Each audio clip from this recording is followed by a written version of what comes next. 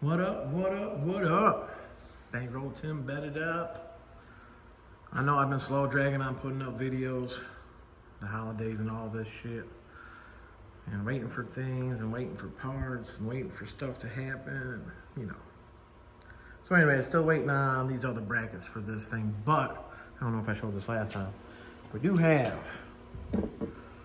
the owner of the car found this.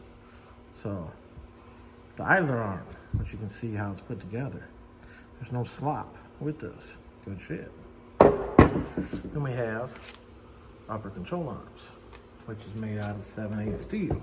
Like I said, he found these from some airbag company. But what I just noticed, we noticed the other day, is there's no washer here. So I was thinking this was locked in, but it's not locked in.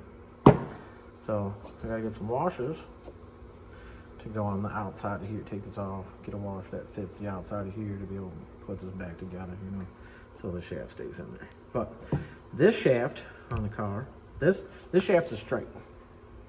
The one on the car curves back in. So I don't know yet if they made the difference up from the distance from here to the center of here.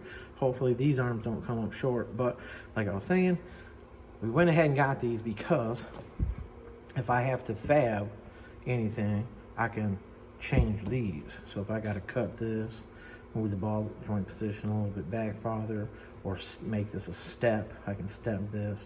Like I put some gussets underneath of it, you know, to give us the clearance we need to make the car sit higher in the front and have the wheel straight up and down. Camber caster. So since I'm talking about that, let me go up here. We got this one taken off. I know somebody's gonna say, you're pulling on the brake line. Yes, it's pulling on the brake line a little bit. This upper ball joint, you see how it's got that piece on there? And this is what I was talking about. See how that piece is out long? That goes on the ball joint. A little collar right here that you can put vice grips or a channel lock or a crescent wrench or something on. Look at the bottom of the spindle right here. See how big the hole is.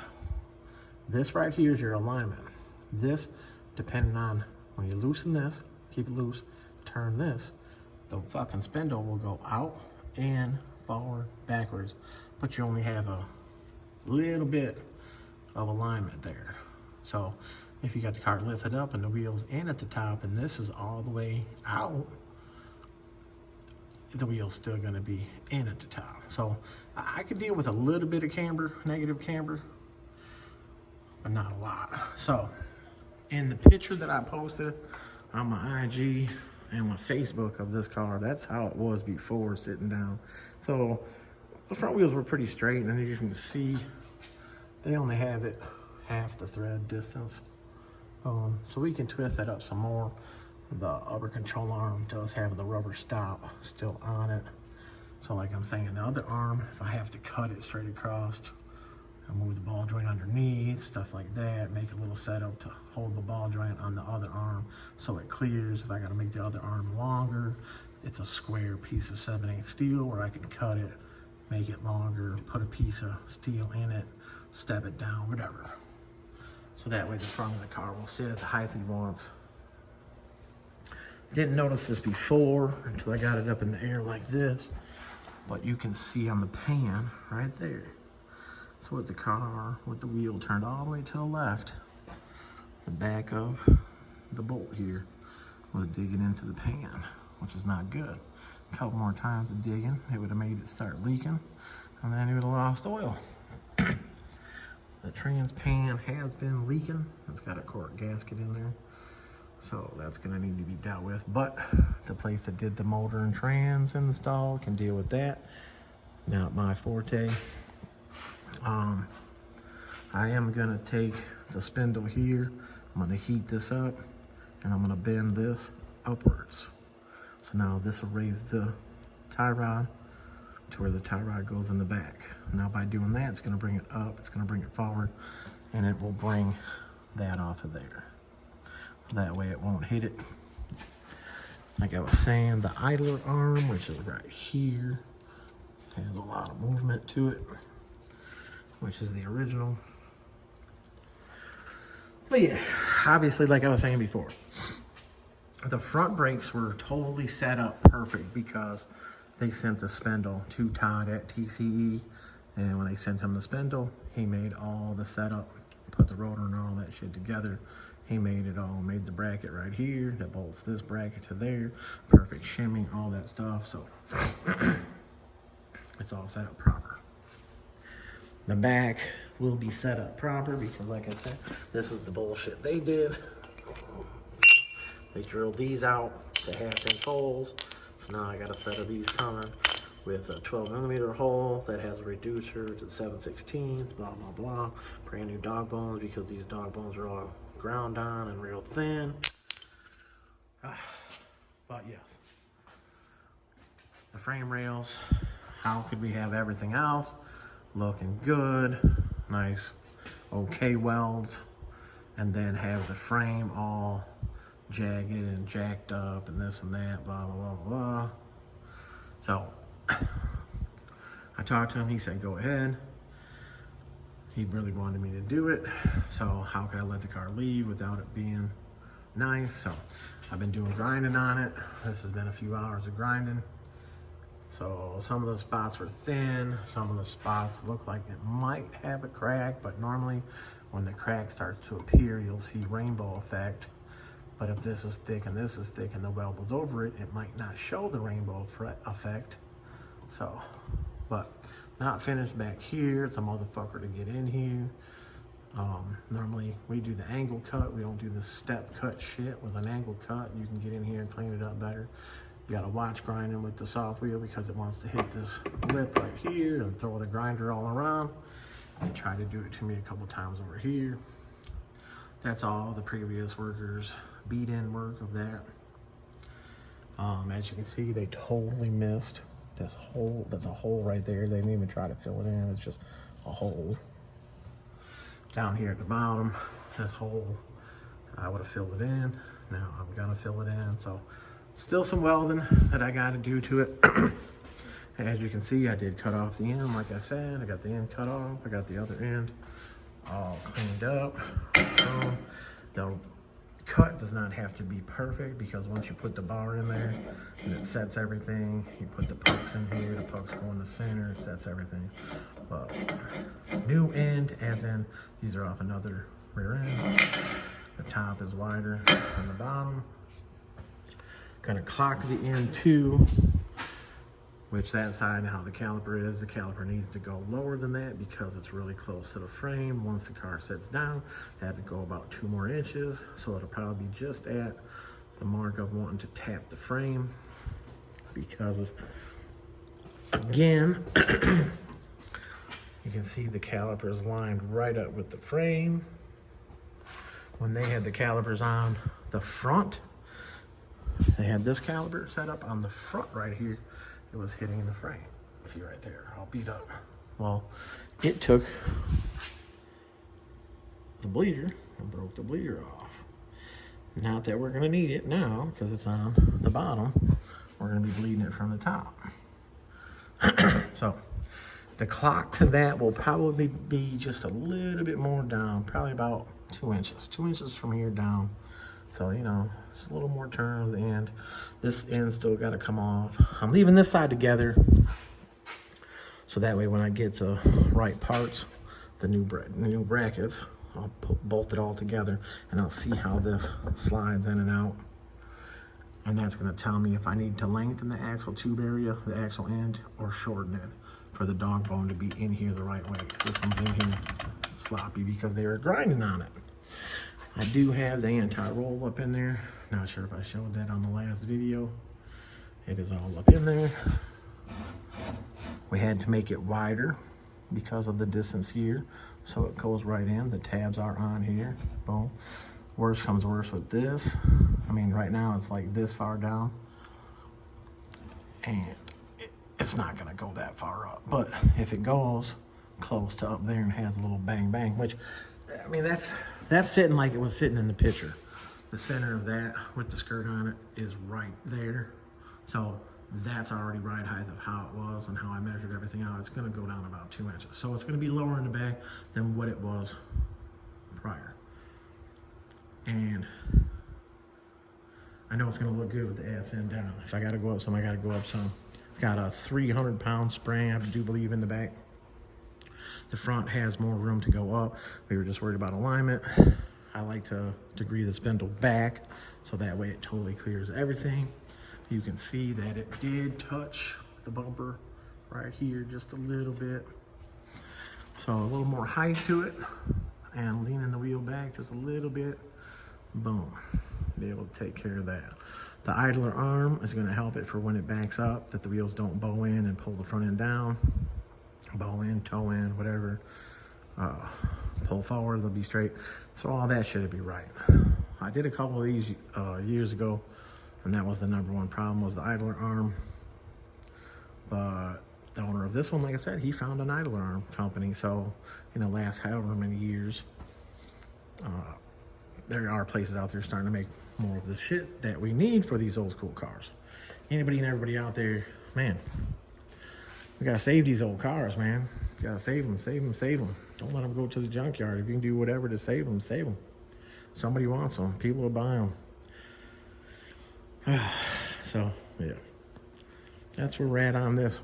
I ain't got nothing else going on in here. I haven't touched the Malibu. I haven't touched the rear end for it. I haven't touched Donzel's Oklahoma Cutlass. But I want to get the Cadillac out of here and move the Chevette over there and get in here and do the cuts, notch this frame out, move the lift leg back, boom. Probably gonna have to take and put my 3-legged stand, which over there, put the 3-legged stand probably in the here or underneath the middle of here, just to hold the car. So that way I can get these legs moved back. The motor is in it. I don't want it to be leaning forward, you know, falling. So, yeah, last one right here that I'm behind on, but it needs a lot of work. So, I'm trying to get these in and out on the front lift. Boom. My kid's car right here does need the trans. Get the trans in it. Boom. He's still messing with all kinds of stereo stuff. Put lights in it, all kinds of things. I don't know. He's doing something. But yeah, 67 Cadillac Vert. Coupe de Ville Vert. I don't know, whichever way you want to call it. Got a 376 LSX in it. I do believe it's Speed Inc., Chicago area. And they haven't had the chance to fully tune it and all that stuff because the rear end setup that was in it. And I found out that the people that put the control arms on the back, those red ones that are over there on the floor, and whoever set up that gear was a different place. So I guess the original gear that was put in it was a 373 by the same people that did the fabrication work. Well, you can't call that fabrication, the hack work. I guess when he backed it out of there or drove it down the street or something, it was already making all kinds of noise. So, like I said, whoever did this gear setup did it nice. I know it's got metal shavings and everything in it right now, but I got brake clean. I'm cleaning it all out. I still got to take the center out. When you do stuff like that, take the cap off. That cap stays to that side and faces that way. That cap stays to that side and faces that way. Torque specs on those are 65. But when you take it out, obviously whatever shim is on that side and race for the bearing on that side has to stay to that side. Right stays to right, left stays to left. Pull it out, set it on a piece of cardboard or something, you know, lay it down, boom, set it out. Mark the cardboard if you have to, boom. Somebody already has it set. There's no reason for me to take the pinion out because you don't have to. I'll take this out, I'll reuse the caps, put them in there, put my pucks in there, so put my bar in there. So that way I can weld the actual end back on it, square. I'll have it tacked on first, and then I can check where I clock the rotor, the caliper to make sure it's gonna clear. But like I said, this side I'll go through and I'll make marks. As you can see here, the back of the caliper with the line on it, and where I put the box here, it totally clears. So I could actually put this all the way down to the bottom if I had to. Don't have to go that low. So then sometimes you worry that if you go too low, you're not gonna be able to bleed it. You can take the caliper off once everything's set. You can put a 2x4 inside the caliper, or you can just take the caliper off the bolts, slide it up here, as long as it's still on the rotor, and have somebody push the brakes, blah, blah, blah, get them bled, boom, get the air out of there, bam, bolt it back in place. Not that big of a deal. Some people talk before they really pay attention to what the hell's going on. And some people just have no fucking clue what they're talking about and should just, you know, how's my baby say it? Zip it, lock it, and put it in your pocket. Marks. But anyways, there it is, y'all. I'll have a couple more videos of it, obviously. Trying to get it done. It was never supposed to take this long. It was never supposed to be this messed up. But I did not get the full look of it until I put it up on the lift in my shop, and this is where we saw the mess. I'm pretty sure I showed the brand new gas tank last time.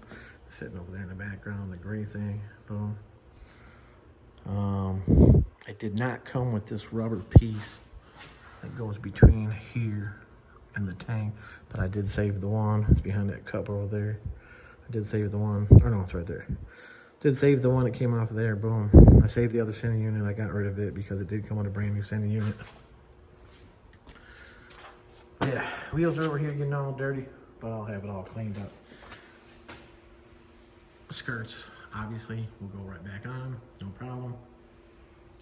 Had some kids in the other week, and they were looking at it like, you're going to put the skirts back on, right? It's got to have the skirts. Well, obviously, look at the body. It takes skirts. It has to have the skirts. What are you talking about?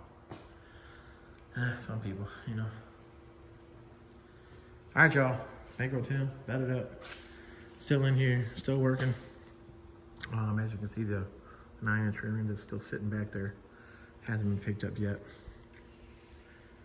Hopefully that gets picked up soon. I know holidays, this, that, whatever, New Year's this weekend, so I haven't been working on this 100%. I've had so much other shit going on and been waiting on these parts.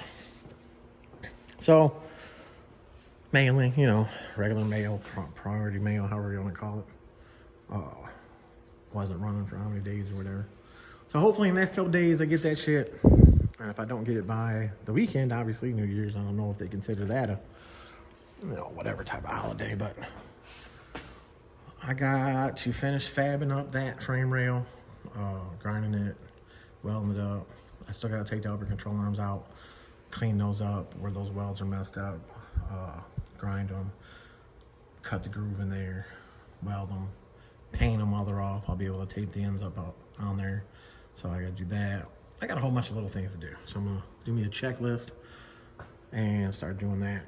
Obviously, once all that's set is when I'll put the rear end in because, or put the gas tank in, because you can see everything from here works a lot easier. Although I have been running my head into these, I've been running my head into the mufflers. I got to put the bolts back in the mufflers are right there. Once I get them back in the way, or back up there, because I had to take them out to get the bolts in for the control arms. The control arms, I got to clean them. So that, as you can see, all the grinding on there. So, a lot of work, y'all, a lot of work. I know I can get things done a lot faster if I had some help, but good work is hard to find. You get people that just want to stand around all day and do nothing. I do enough of that, so I don't need somebody doing that, you know what I'm saying? But all right, y'all. Once again, Bankroll Tim, battered up. So many people like where you located. We got Chicago Club, outside of Chicago, suburbs of Chicago, right around Chicago. So, and it's always in the description. Bankroll Tim, battered up. Shop's a mess. I'm here working. And that's what we got going on. Appreciate y'all. And yeah, I'll get to putting up more videos with more stuff that I do. I just been doing them IG reels and shit like that, trying to see what I can do off of that. But it's only a 30-day cycle, so every 30 days you got to put up a new bonus round. So, anyways, all right, y'all. Bankroll Tim, battered up. I'm out. 67 Cadillac, battered up.